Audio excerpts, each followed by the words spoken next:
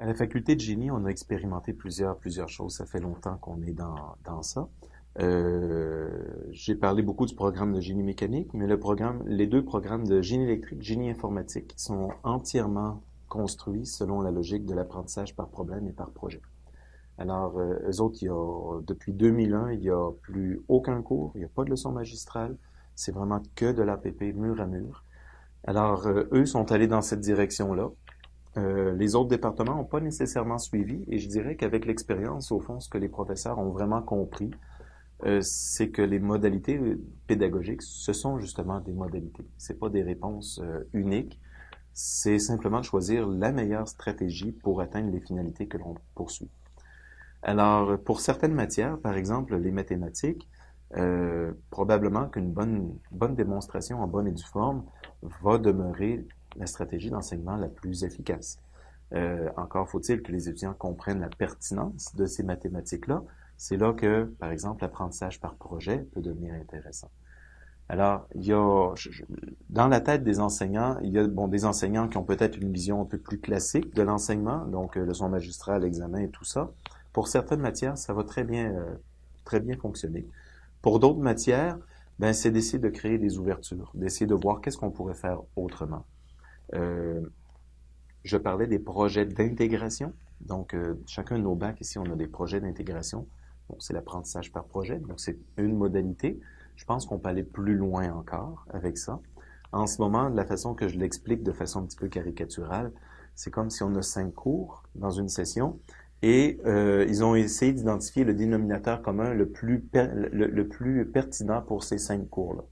J'aimerais qu'on inverse la chose, de dire, ben voici le projet qu'il faut qu'il soit capable de faire à la fin de la première session. C'est logique avec l'idée qu'on découpe la situation finale. Mais maintenant, les cours, vous devez venir vous adapter pour permettre de réaliser ce projet-là. Alors, c'est un changement un petit peu là. Alors, point de vue stratégie d'enseignement, il y a des professeurs qui expérimentent déjà plusieurs choses, d'autres professeurs qui sont un peu plus classiques. Mais je pense que tous les professeurs sont conscients que ce sont des stratégies, que certaines stratégies sont plus efficaces que d'autres. Donc, il y a plusieurs choses sur la table pour l'enseignement. Pour l'évaluation, notre expérience nous a appris que c'est très difficile d'évaluer lorsqu'on dit qu'on forme par compétence, d'évaluer vraiment est-ce qu'un étudiant agit avec compétence. Ça implique presque d'être dans ses souliers 24 heures sur 24, ce qui est absolument impossible. D'ailleurs, quand on regarde la littérature, souvent sur l'évaluation des compétences, on va donner typiquement les exemples des étudiants en médecine. Mais les étudiants en médecine, ils ont l'avantage d'avoir l'usine en classe, si on peut dire. Donc, la faculté elle est située dans un hôpital et le ratio professeur-étudiant est très faible. On parle de peut-être 8 étudiants pour un professeur. Lorsqu'on a 30, 40, 50 étudiants pour un professeur en génie, c'est difficile. Et en plus, la faculté de génie, c'est pas un contexte industriel. Donc, on n'est pas dans leur milieu. Donc, entre faire ce qui est décrit parfaitement sur le plan théorique versus continuer à faire des modalités plus classiques, je pense qu'on peut trouver un équilibre dans ça. Ce sur quoi on mise en ce moment, c'est d'identifier à quelques moments clés du programme des épreuves certificatives. Donc, à ce moment-là, les étudiants doivent réaliser, par exemple, ils doivent présenter un projet qui a été fait, mais plutôt que ce soit le professeur qui est en charge d'une activité pédagogique qui va faire l'évaluation, mais ce sera un panel de professeurs qui vont faire l'évaluation sous différents regards. Donc, on pourrait imaginer le professeur qui était le chargé de cours engagé pour former les étudiants sur le plan de la communication. Lui, il va évaluer vraiment comment est-ce que les étudiants ont performé dans leur communication orale, et évaluer comment était le rapport. La personne qui était là vraiment comme experte en dynamique va pouvoir questionner les étudiants pour vérifier qu'est-ce qu'ils ont compris vraiment de la dynamique et regarder le rapport également. Donc, faire en sorte qu'il y ait moins souvent ce genre d'épreuve-là parce que c'est très demandant en termes de temps, mais en faire des événements majeurs dans le cadre du bac. C'est vraiment une épreuve certificative. Ça permet pour les professeurs d'avoir une bonne vision de l'évolution des étudiants, mais ça permet surtout aux étudiants de se mettre dans un mode réflexif, de se dire voici où je suis rendu dans ma formation d'ingénieur, et voici ce que les professeurs pensent de moi. C'est drôle, il y a un écart, il me semble que je suis meilleur que ça, et donc ça permet à l'étudiant de cheminer aussi dans ces réflexions.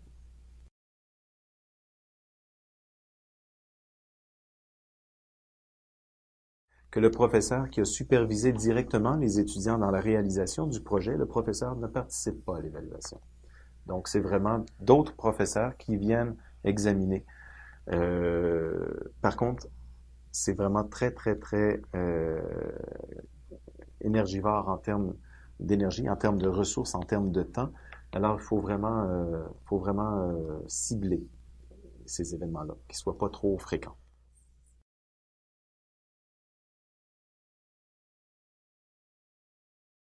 Il y a un autre élément de contexte qui va peut-être m'aider à répondre à la question. Bon, les programmes de génie, ils ont un agrément. Donc, il y a un organisme qui surveille la qualité des programmes, le Bureau canadien d'agrément des programmes de génie.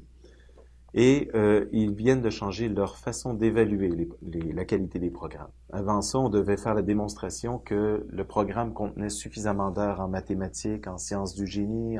Donc, il y avait 5 thèmes comme ça. Et s'il y avait suffisamment d'heures, l'hypothèse qui était faite, c'était que l'étudiant était un bon ingénieur. C'est une hypothèse qui était peut-être un petit peu grande. Maintenant, ce qu'ils ont décidé de faire, c'est de ne plus mesurer comme tel le programme lui-même, mais de mesurer la sortie. Alors maintenant, on doit démontrer que nos étudiants maîtrisent les 12 qualités attendues de tout ingénieur.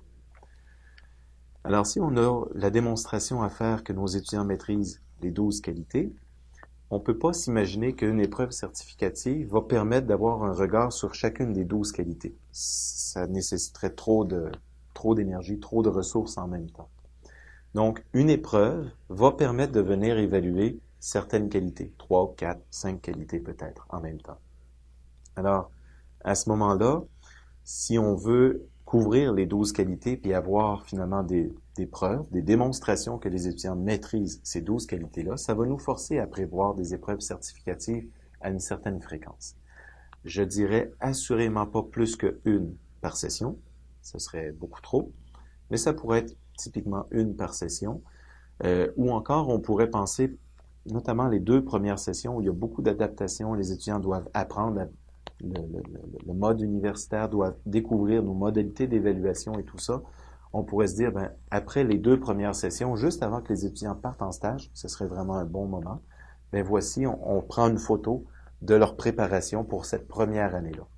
Et par la suite, peut-être qu'on aurait une fréquence à chaque session finalement, pour avoir une possibilité de couvrir les 12 qualités et avoir plusieurs lectures sur les 12 qualités tout au long de la formation.